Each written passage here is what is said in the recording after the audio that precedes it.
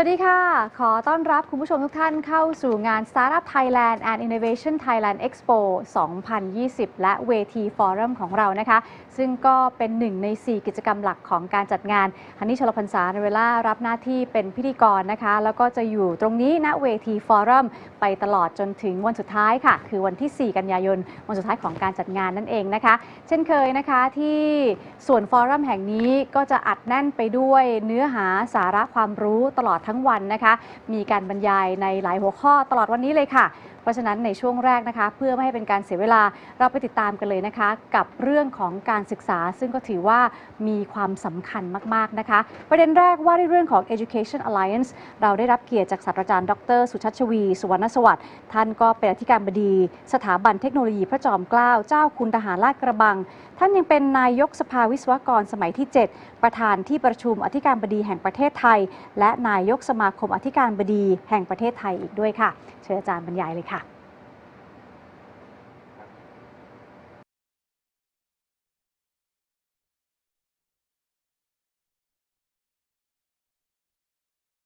Joining our meeting this morning.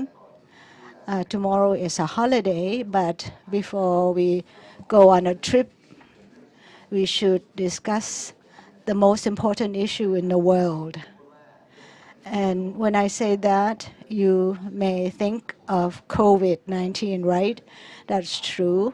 You may think about the economy, yes.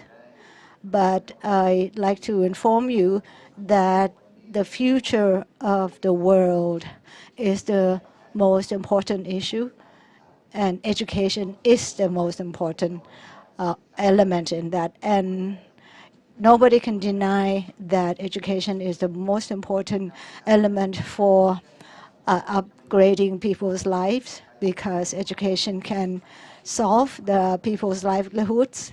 People can get occupation and can take care of themselves and also help develop their countries. Nobody denies education, but education is never the top issue when you ask people, because people think about their income and also their living standard first. So for 30 minutes today, let's see how the citizens in each country look at education. And in Thailand, are we ready to compete in the world stage that is changing?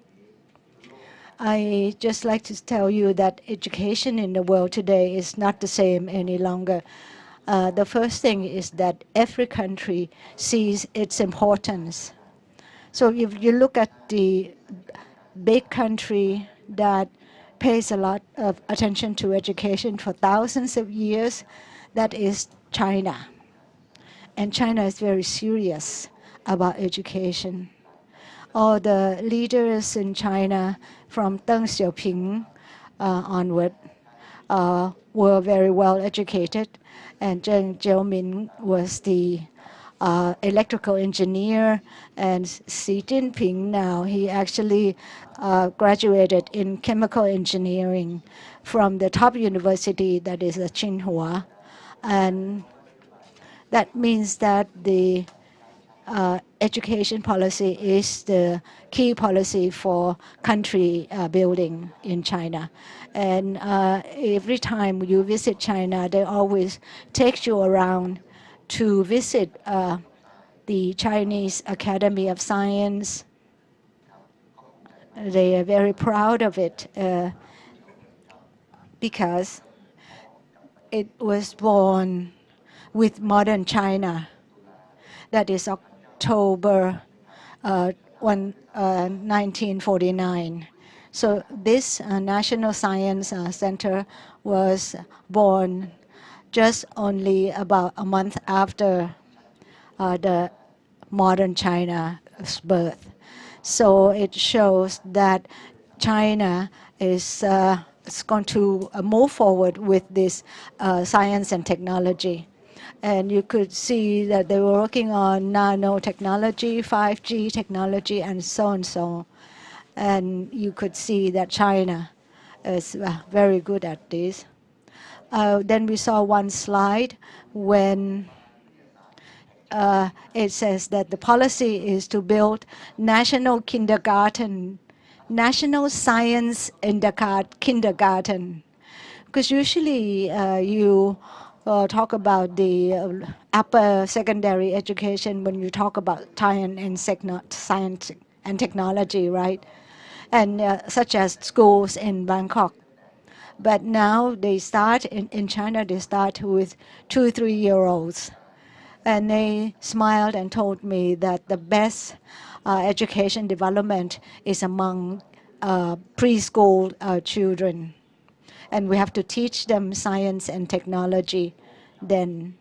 And so the best school is going to be built in Huile, which is the best area of Beijing.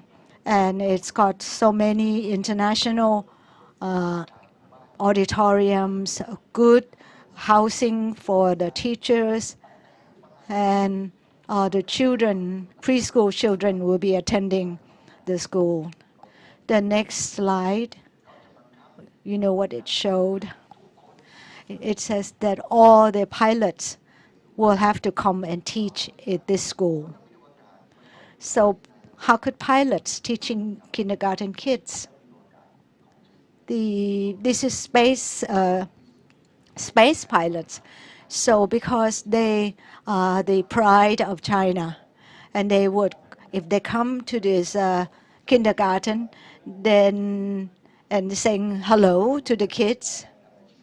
If the and another kid who I know, that I'm the space pilot, and so the kids would be very excited.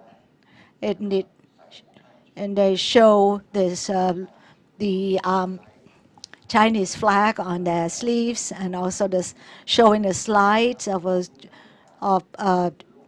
rockets going up in the space, and this universe pictures, and the children would be very excited, and they would tell the children that if you see the space like this, and where very few people can go in, would you like to be one of them? And all the children said yes, they would. And from the latest survey, China is the country where the highest number of children wants to be in space. And while the kids were excited, the picture came out and the moon showed up. And what is this? And they said, kids said the moon. Very good. And who actually landed on the moon for the first person there? And the kids said Neil Armstrong. And yes, okay, but who is he? He's American, an American. And because on all the kids were booing, then he says, be calm. And then it says the red planet shows up. Which planet is this? And they said, Mars. Good, very good. You will go to Mars before America does. When they all got their applaud, and you can't be just pilots and astronauts, but you have to be the first person in Mars. This is how China is teaching their children. They are teaching their children to get to Mars before the Americans. So, I mean, for this kind of goal, they don't have to try to get their children interested in science and technology. They become interested automatically. And they have to, of course, keep in good health, because it takes 3 to 4 years to actually go to Mars. And so that's how the most modern country, and probably the richest country in the world, is teaching their children to be these this ambitious. So if you look at Thailand, what have we been teaching our kids as that to be ambitious about? You could see this is education today. It's about creating a fighting spirit for the citizens. So you can say that, okay, never mind China because it's a big country. Yes, you can do that. But on July 18th, what happened? Do you know? The rocket was shot off from Earth to bringing the latest exploring vehicle to Mars. And you know which country is the latest? UAE, the United Arab Emirates, led by Dubai. And they sent the spaceship Hope to Mars. And it will reach Mars in February next year. And they're preparing to send the Arab people to Mars. So everybody was surprised. And the leader was interviewed and about what kind of courage did you have to try to go to Mars. The leader said in English, his English was very good, but politely, he said, no, we do not want to compete with America or China. Our investment of billions of dollars is only because we want to send a clear signal to all the Arab children that they cannot just sit on their oil well alone. They have to learn mathematics, technology, and science, and they must be the best in them. And in the future, the Arab children will export technology and innovations, not just oil anymore. So this is how they do it. They look at education and the investment they make for the new generation. And you can say that, of course, the UAE is rich. They don't mind them. But if I said China and they said, okay, China is too big and Dubai is too rich. So who do you look up to?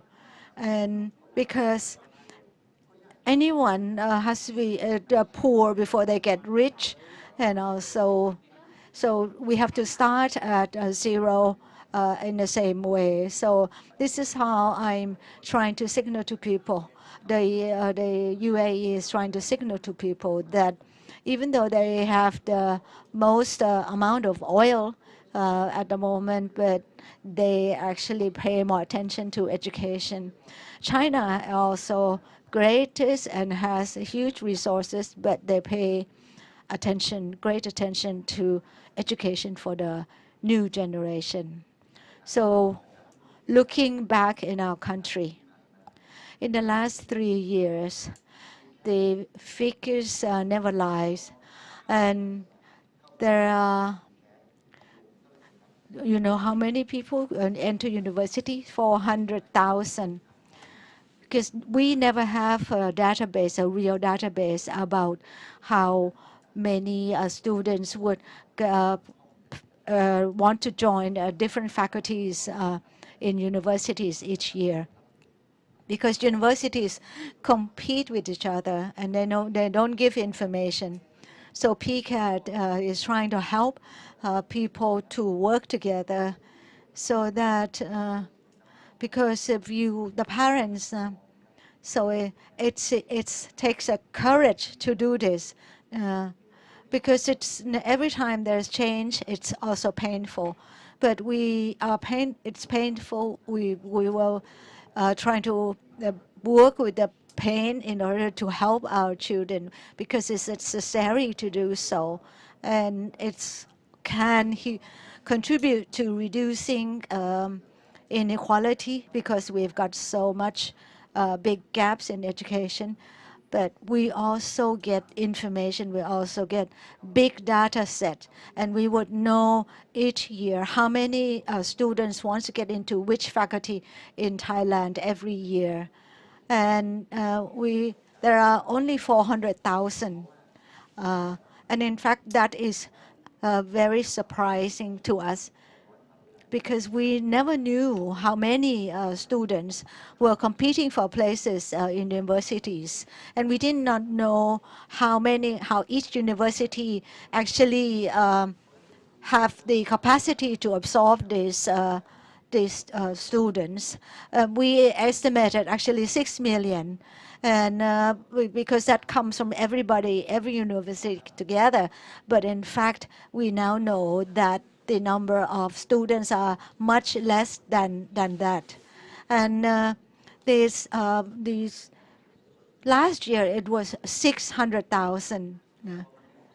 So this year, 2020, it's quite a shock because we only have less than 300,000 applicants.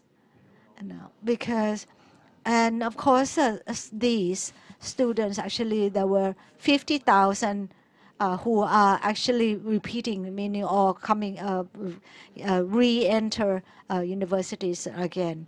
So basically, we have only 250,000 new students getting into university this year.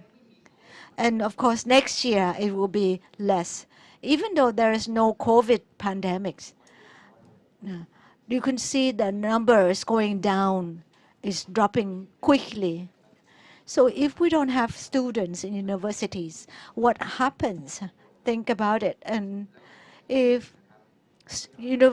lecturers cannot teach, and of course, the university's income is going to be less. And right now, some universities can actually maintain themselves from doing research for different entities, and then the tax, the citizens' tax, and also from school, from university fees.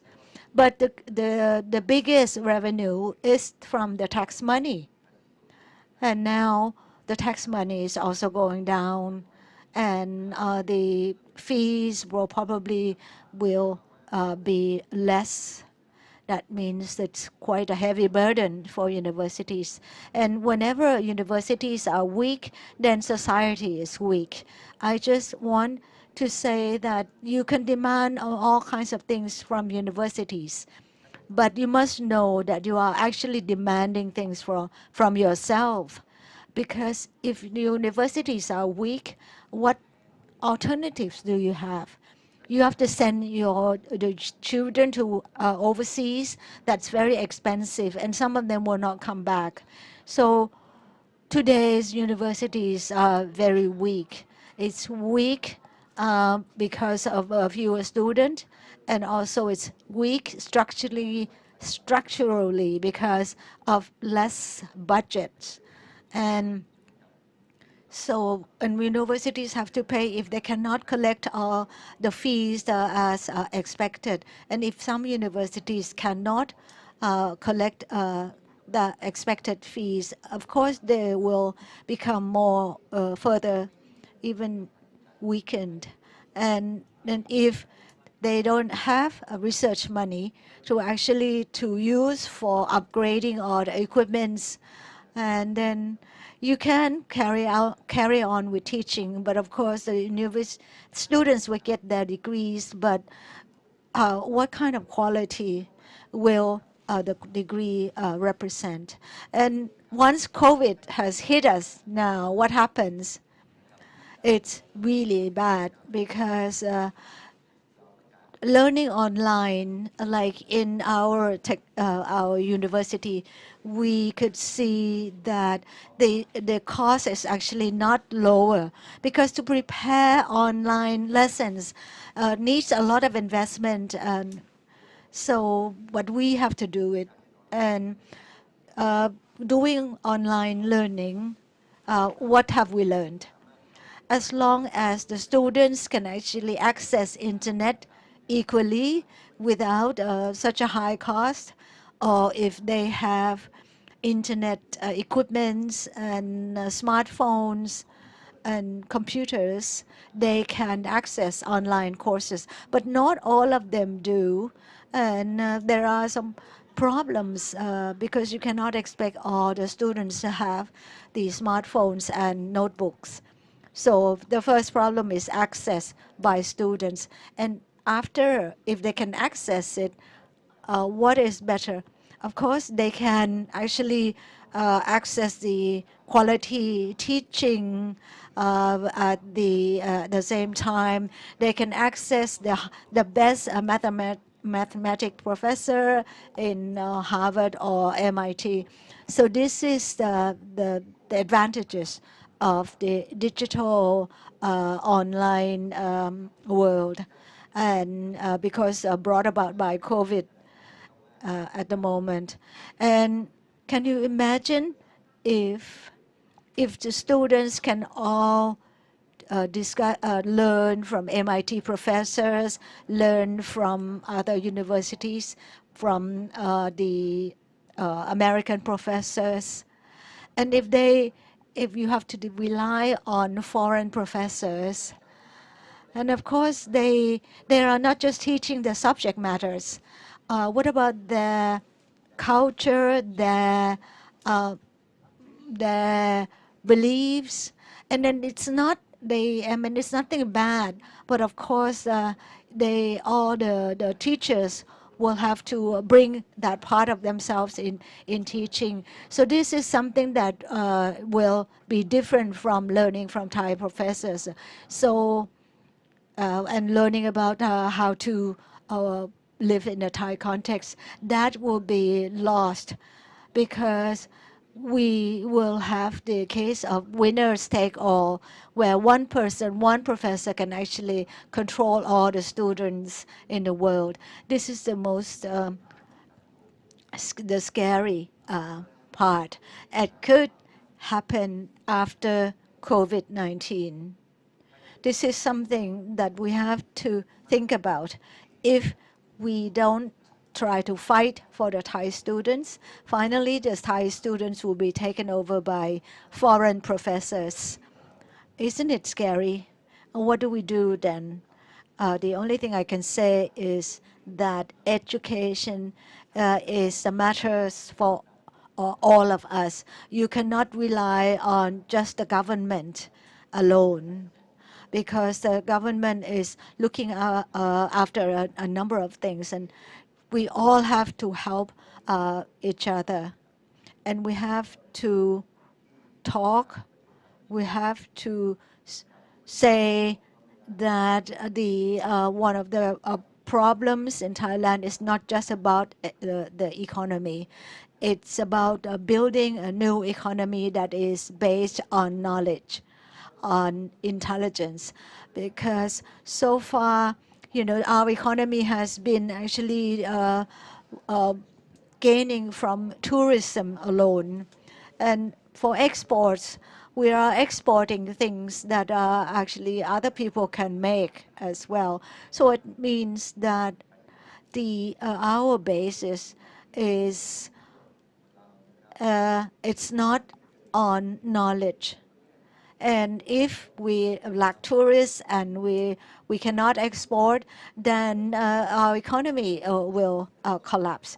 But if you look at other countries like Israel, and you have to have some certain technologies where you can export, because they have this technology that has to do with guns and weapons, and which they can sell all over the world. So we cannot let our economy be like this any longer. We had to base the economy on education. So we should believe that this COVID pandemic should be the opportunity to actually move forward the new era of education in Thailand. But if you just remain complacent and you just don't do anything, you could see it in other countries the examples that I brought up. How are we going to compete with these countries? How? That means that today we have to all help each other. We have to chip in. And you cannot rely on universities alone because universities only take in the students when they are already 18 years of age.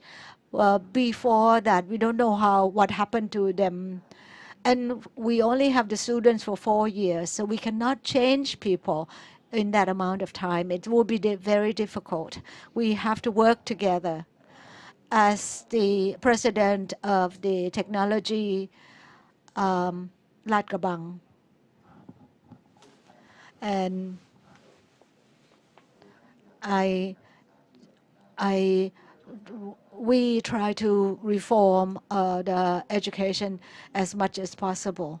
At our university, we know that if we're going to compete with people who are better than us, we have to work with them. We have to draw them to our university. In our university, we've got the best university in AI, and that is and setting up the first AI university in Asia Pacific to give out. This is Carnegie University, and this is how we can actually move forward in order to compete with others. The second example is our collaboration with the best ECO 42, the best programmer development institute. It's a global institute. It's all free for everyone. ECO 42 Bangkok is there at our university. It's the first one in Asia. And we accept anybody to learn to do programming. So we always pull the best in the world to work with us to build expertise, technical expertise at the global level. We also collaborate with Japan because now in Japan, they take the 15-year-olds to work in a university, and they won't call it a vocational school. The students study for 3 years and then go to work in factories, but they actually earn more than university students. So they can also get back to universities to learn, to get their degree. This is happening in our university at Lad Krabang as well. And the students who are with us can actually, once they get out, they can be doctors and so on, but they come to our courses because they want to learn with the best Japanese teachers. So this is how change can happen, and this is how Thailand can do it. We have to get on top, on the back of the giants, and we have to learn from the best people in the world in order to be able to compete. And our King Mongkut Technology Institute at Lad Krabang, we are a public university, but we started these types of projects to show that how we see the future should be. If you look at the statistics, we have a number of students once getting in our science and medical science. So that means that from now on, there will be more interest in public health and medical science. But of course, as we become a public health hub, we also are getting earning a loss because we cannot make our own equipments. So we are going to try to build the best or a full vertically integrated medical equipments, these dialysis and ventilators, and also these are going to be built by Thai brains, and for example the denture that we have made it, but if we don't think about what else we can do in order to be more self-sufficient, because now you can see that education is going to be the vehicle for this to happen. And education has to come with confidence, because you can criticize education in Thailand is how bad it is, but then if you're just complaining, what will happen to your futures? You can keep complaining, but at the same time you also have to demand change in quality-wise, and then it's about time you talk to your children that you have to be better than us, be better than their parents. They have to work harder, learn better. And the only way out for Thailand is that we have to put a lot of effort in education, not just about politics, not just about the economy. We have to pay attention to education, because this is the way to guarantee our sustainable future. And it's really up to you whether you're going to do it or not, to fight or not. Thank you very much, and I hope that the Thailand Expo today will be successful. Thank you very much. Thank you อันคุณนนชวีบ้านเรานั่นเองนะคะช่วงนี้เราพักกันสักครู่ค่ะแล้วเดี๋ยวกลับมาติดตามประเด็นต่อไปนะคะว่าด้วยเรื่องของ STech Next Chapter of STech ในเวลา 10:45 นาทีอีกสักครู่เจอกันค่ะ